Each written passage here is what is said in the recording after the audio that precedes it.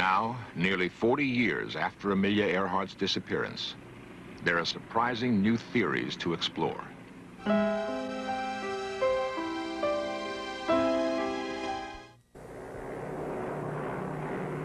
early morning of July 2nd, 1937, Amelia Earhart and her navigator are bound westward over the lonely mid-Pacific. It is the final leg of a grueling, round-the-world flight. Within several hours, they will disappear.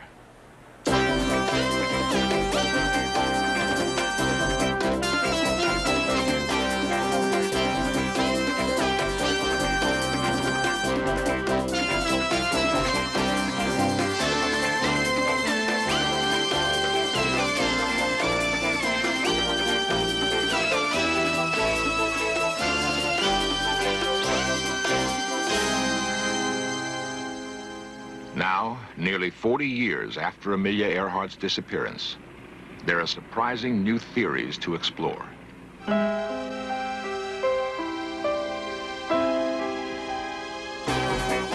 This series presents information based in part on theory and conjecture. The producer's purpose is to suggest some possible explanation, but not necessarily the only ones, to the mysteries we will examine.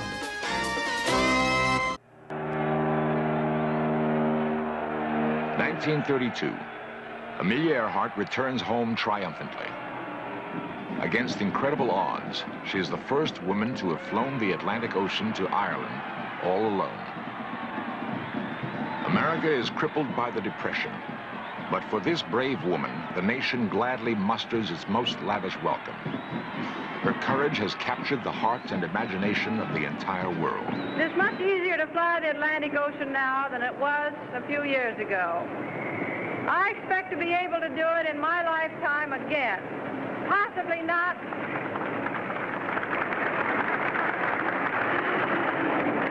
Possibly not as a solo expedition, but in regular transatlantic service, which is inevitable in our lifetime. Her skill and courage are established, but Amelia Earhart delights in the challenge of new accomplishment. She sets an altitude record in an autogyro. Soon she's aloft again to capture a new women's transcontinental speed record. And what did you carry on the trip? You mean to eat? Yeah, to eat and drink. Well, I carried some water, of course, because my cockpit is very warm. And I carried a sandwich in case. I didn't eat it, though. I carried some hot chocolate and the old reliable tomato juice. What kind of a sandwich was it? Chicken sandwich. In 1935, she sails for Hawaii on an announced pleasure trip with her husband, publisher George Putnam. She once told him, "I fly better than I wash dishes." The public wonders why she has taken her plane along. Amelia Earhart put speculation to an end when she flew home, becoming the first to solo from Hawaii to California. Even now, she's thinking of another great adventure. Soon, she announces her plans for a flight around the world. Contemplated course covers about 27,000 miles. It will be the first flight, if successful, which approximates the equator. The plane I'm using on the proposed flight is a transport plane. It is for Lockheed Electra, normally carrying 10 passengers and 2 pilots. This airplane will take Amelia on her most challenging and hazardous flight. Several days before departure, she tells her husband and the public just why she will do it. Well, GP, you know it's because I want to. To a husband, that has a fairly familiar sound. But aside from that, you expect to accomplish something for aviation, do you not? Well, yes, I do. And if the flight's successful, I hope it will increase women's interest in flying. If so, it will be worthwhile as far as I'm concerned. Well, how about taking me along? Well, of course, I think a great deal of you, but 180 pounds of gasoline on a flight, perhaps might be a little more valuable. You mean you prefer 180 pounds of gasoline to 180 pounds of husband? I think you've guessed right. A rainy June morning, 1937. The final preparations are made.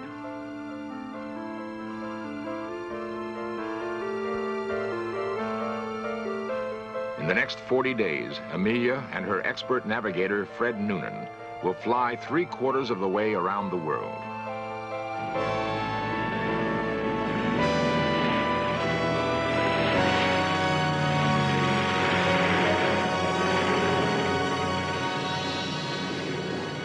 On the final leg of the flight, with little more than 7,000 miles to go, she will vanish over the mid-Pacific without a trace.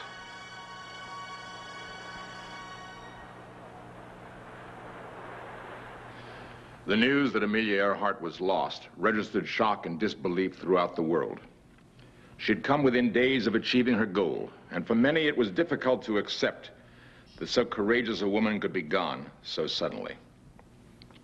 Almost immediately after her disappearance, the public imagination became fired with rumors and speculation that Amelia Earhart and her navigator, Fred Noonan, might be alive and well on an uncharted Pacific reef, that she may have been shot down by Japanese fighter planes and then captured, that perhaps she was actually on a top-secret spy mission for our government.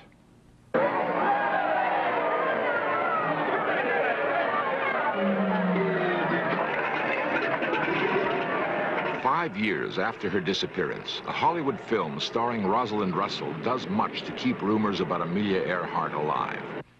Miss Carter, we want you to do a job for us. A big job. So big that I've no hesitation in saying that the safety of our country may very well depend upon a successful outcome. Are you sure you want me? It's a job that can be only carried off by a woman who happens to be a world-renowned flyer and whose personality has caught on with the world. You land on that little speck right there, Gull Island. The top-secret mission calls for the lady flyer to deliberately ditch near a small Pacific island where food and provisions have been stored. But as far as the world knows, you're lost. There'll be a widespread search for you. Public opinion will demand it. That search will include the Japanese mandated islands. And Japan won't dare to interfere because we are looking for you, the world's greatest woman flyer. During that search, we'll photograph every square mile of those islands. Then, when war comes, we'll be able to defend ourselves against attack and strike back at the nerve centers of their empire. Ladies and gentlemen, this afternoon, somewhere in the South Pacific, a brilliant flying career has probably ended. Tony Carter is definitely lost. There's been no report for hours. Her second attempt to overcome the hazards of a world flight has ended in disaster. Tony Carter lost somewhere in the South Pacific.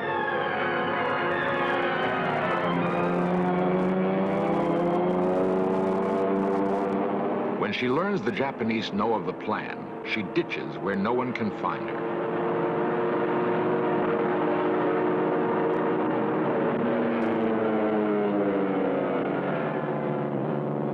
Questions about Amelia Earhart persist.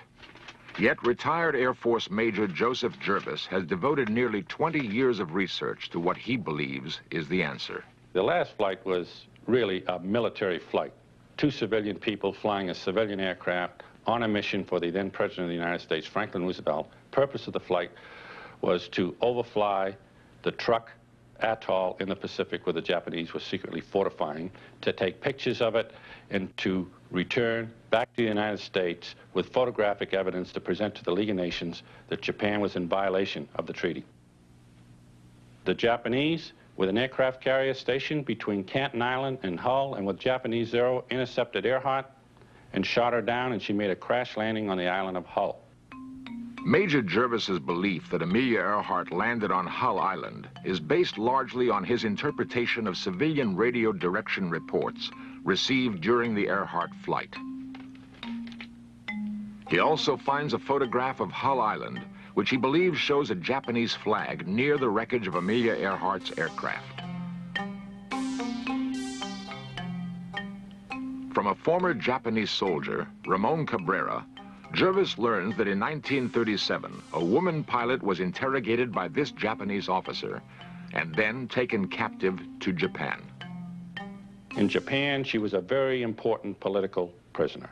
She was held captive in the Imperial Palace for a period of approximately 8 years. At the close of World War II, 2 weeks before MacArthur occupied Japan, Jacqueline Cochran and a group of people went in there and secretly removed Amelia Earhart out of Japan before the occupation, disguised as a nun. They brought her to this country. She took on a new identity, new occupation, has spent time living in Jamesburg, New Jersey, at a place called Leisure World, and also has spent time abroad being involved in foreign radio broadcasts, particularly in the area of Luxembourg.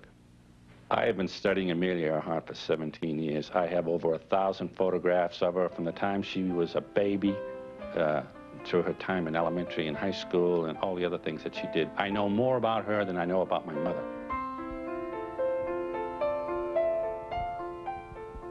Well, Amelia Earhart, I believe, has taken on an identity of the name of Irene Bolam. In 1965, Jervis meets this couple while delivering a lecture.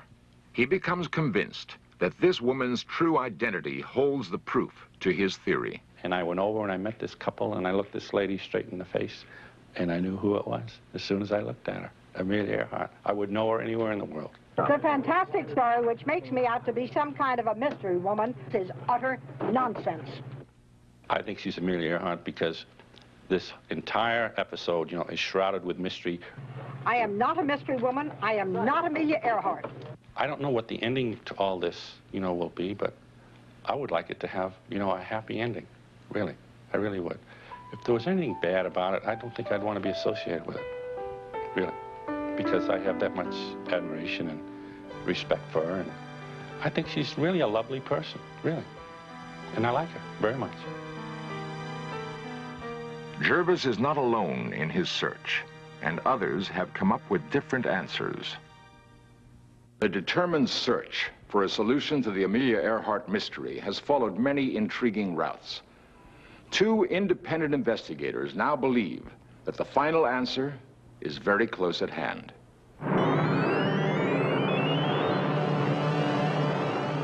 The Pacific leg of Earhart's last flight is by far the longest and most dangerous. Her first destination is a refueling stop at Howland Island. A tiny 2-square-mile atoll in the mid-Pacific, it juts only 15 feet above the sea. The Coast Guard cutter Itasca stands off Howland to provide Earhart with radio assistance. On the morning of July 2nd, Earhart radios that she is low on fuel in the vicinity of Howland, but cannot find the island. A world record-holding pilot and navigator, Captain Elgin Long has carefully studied a wealth of detailed information about Amelia Earhart's last flight. He has analyzed such things as the fuel consumption of Earhart's plane, the strength of radio signals received by the cutter Itasca, and the effect on the flight of crosswinds, which Earhart did not even know were there. With this data, Captain Long has reconstructed a sophisticated navigational model of Amelia Earhart's final flight. Actually, I think everything went smooth in the flight. All indications are up until they reported over Howland Island at 7:42. At that time, they said, we should be on you, but we cannot see you. In other words, they thought they were at Howland. They didn't know anything was wrong up until then. Now, I can't find, the evidence doesn't indicate any single mistake that anyone made that caused them to miss the island, which they obviously did. Rather, it's a series of small errors that compounded themselves, and unfortunately all in the same direction, which caused it all to happen, and indeed they did miss the island. And of course, once they couldn't find the island, they searched for it for over an hour and ran out of fuel, and their fuel was exhausted, and then were forced to ditch the airplane into the sea. In the movie, Flight for Freedom, the end was depicted this way.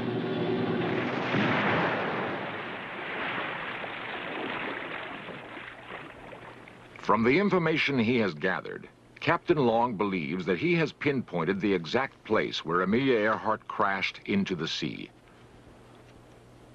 The location is about 40 miles northwest of Howland Island, an area where the water is over 16,000 feet deep. Actually, the airplane's almost perfectly preserved.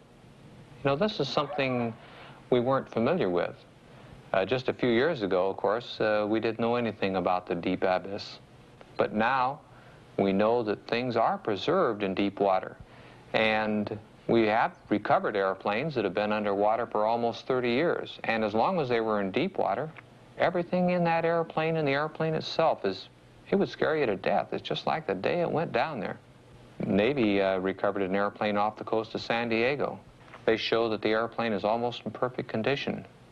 It's very surprising to learn this, because we're used to things that come from shallow water. We're used to things recovered off the coast of Florida in 200 feet of water, covered with barnacles, covered with coral, rusted out. It's not that way in deep water. Captain Long believes that advanced deep-sea exploration equipment like this could be used to locate and then recover the Earhart plane. The airplane's sitting there today, right now, this moment, just like it went down 39 years ago. And I know that now, in order to really put it all finally to rest, that we've got to get an expedition together. We've got to get out and search and locate our airplane and recover it. And then I think finally that will put the Amelia Earhart mystery once and for all. The Amelia Earhart search will reach its conclusion. When Amelia Earhart is lost, a frantic search for her begins immediately.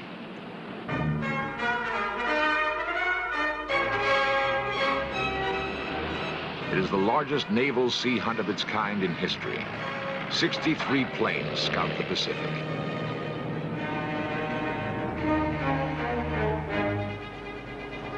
The coordinated search also includes more than a dozen surface vessels.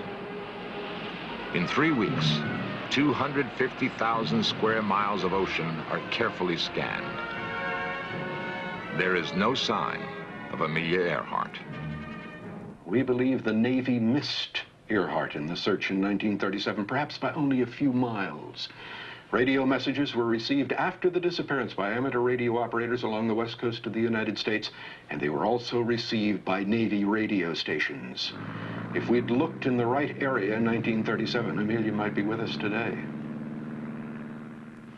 Newsman Fred Gerner has spent more than 16 years investigating the disappearance of Amelia Earhart. His belief that she survived her crash into the Pacific is based on his analysis of information in civilian and military radio reports. These reports were painstakingly uncovered by Gerner during several research trips to Washington. Gerner's persistent detective work, however, did not begin in Washington, D.C. Began in 1960 with CBS. I was a correspondent here in San Francisco. And we received information that there was a possibility that Amelia Earhart might have reached Saipan in the Western Marianas. And I was sent by CBS News to Saipan to find out if there was supporting information. Saipan Island is nearly 1,500 miles northwest of Earhart's destination at Howland Island. Yet Jesus Salas, a Saipanese farmer, recalls an incident in the Garapan prison on Saipan. In 1937, while a prisoner of the occupying Japanese army, Salas sees a white woman in the cell next to him. She is held there for several hours. Prison guards tell Salas that she is a captured American pilot. Salas never sees her again.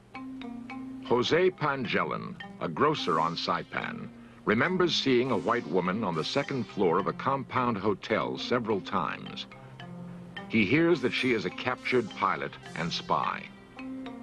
These native Saipanese, Joaquin Seaman and Ben Salas, tell Gerner of hearing that an American woman was buried in this cemetery sometime in 1937. Gerner excavates several grave sites, but finds no proof. The strongest evidence to me is the eyewitness reports on the island of Saipan.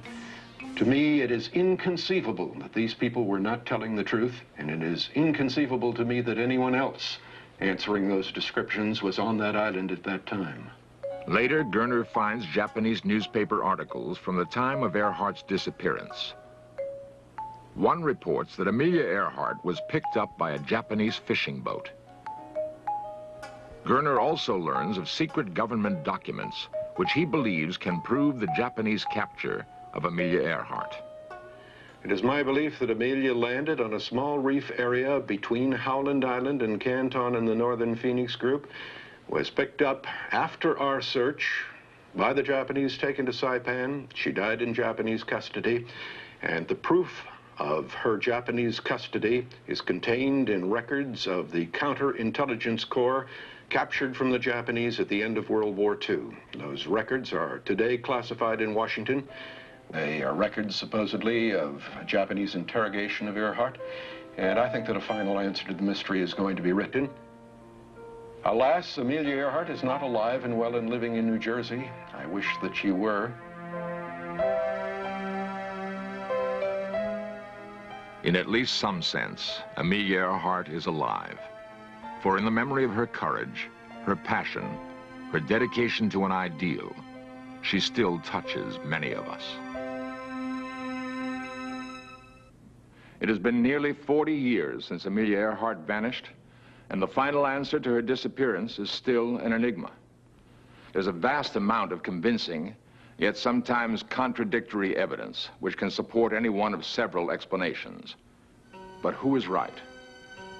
For at least 3 men, the search for the answer will continue.